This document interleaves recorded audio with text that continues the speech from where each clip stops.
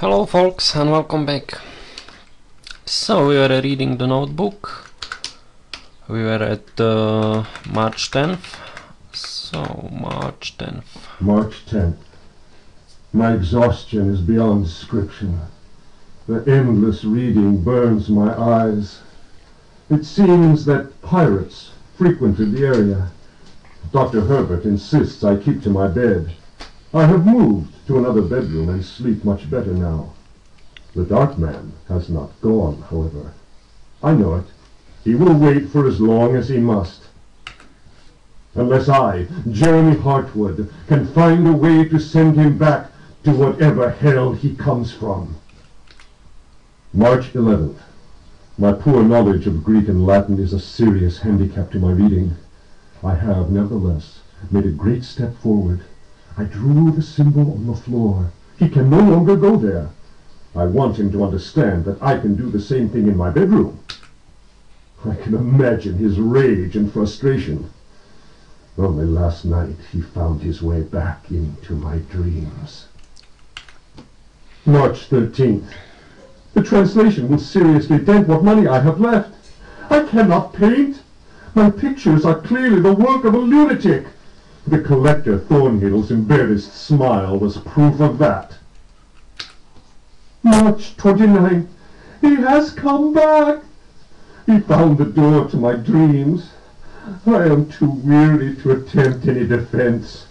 I have no strength left to fight, and he knows it. He considers me dead already. Could I possibly?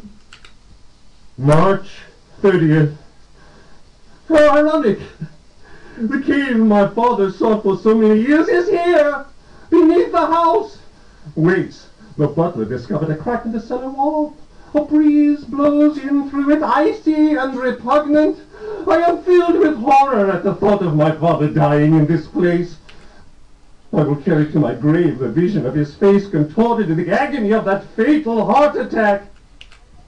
His body was twisted. He had wept. His fingernails were torn and bloody from scrabbling at the floor.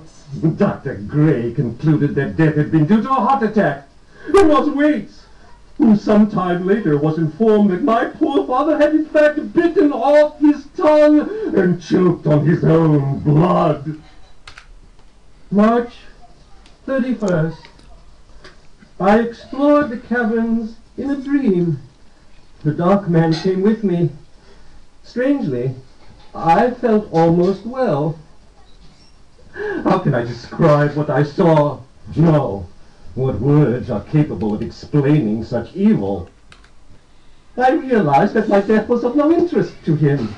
The dark man wants something else. He seeks a body. His avid servants are now free. I am the cause. It is almost funny. A curse is on their chateau. From the foundations to the very rooftop. I can no longer struggle, let alone eradicate the evil that grips the house. The end is very near, I can feel it. I have taken the decision to...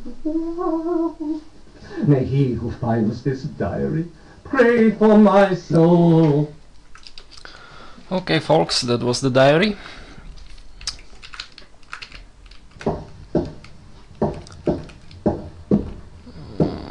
We have one room left. I think it's this way, but first we will drop off some items because our inventory isn't endless.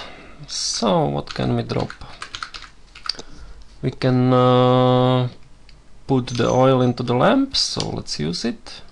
The lamp is now full and the oil box is empty. Oil can. Okay. Put that on the floor. And we can open those first 8 cases. And there are flasks in them. Now we can drop those empty cases. So drop one. And the second one. Open. And drop.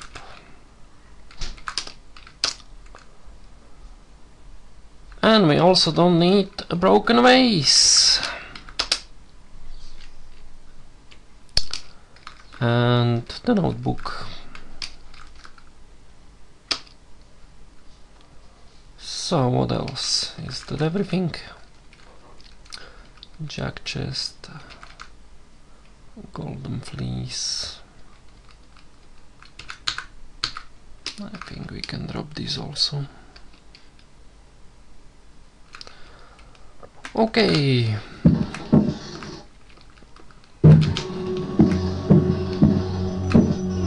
So folks, we'll enter this door. Ooh, and it's dark in here. But we can use the lamp. Why is it off? Okay, then we will use some matches to light it on. And we can see 2 items on the table. A very heavy statuette and the book.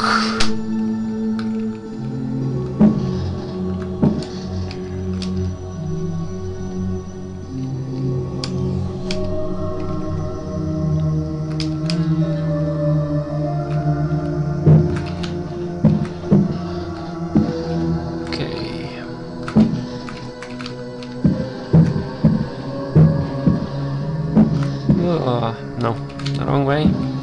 Should go the other way.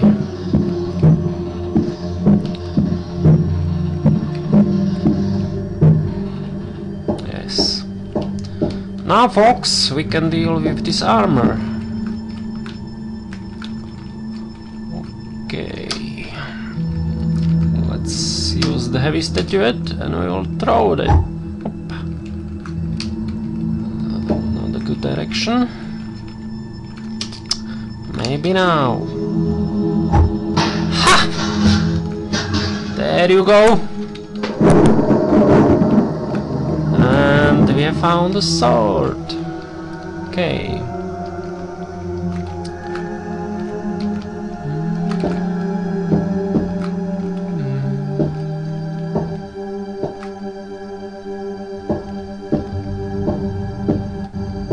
Oh, this way. 2 doors. Okay, but we'll go just straight ahead.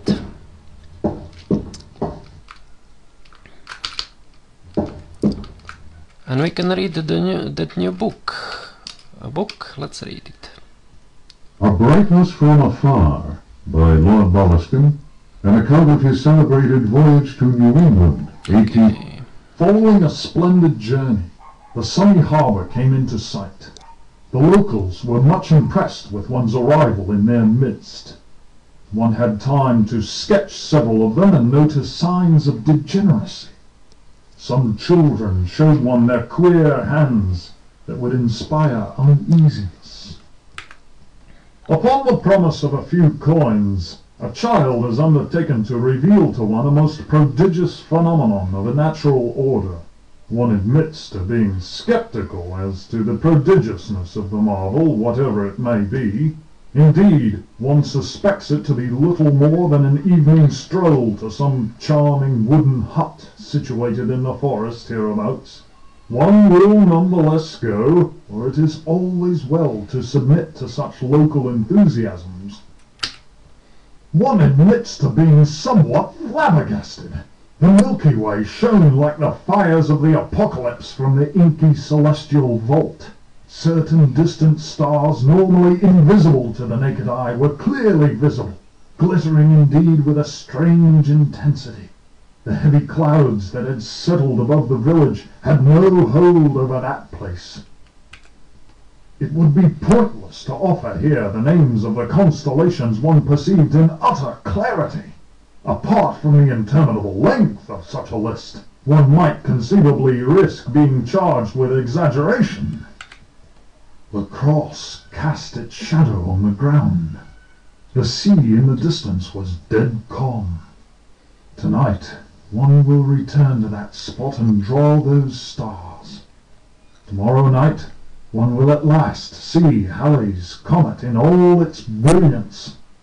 The youngster will carry torches, despite one's developed sense of direction. Honed by years of travel, one feels incapable of finding one's way through the dark forest unaided. The drawings will, one is convinced, set light to the souls of men. Such a moon! One lost count of the craters, so sharply was their definition. Loath as one is to seem excessive in one's appraisal, one cannot but feel that the forest clearing is indeed a place outside the common laws of time and space. Surely it is not an hallucination.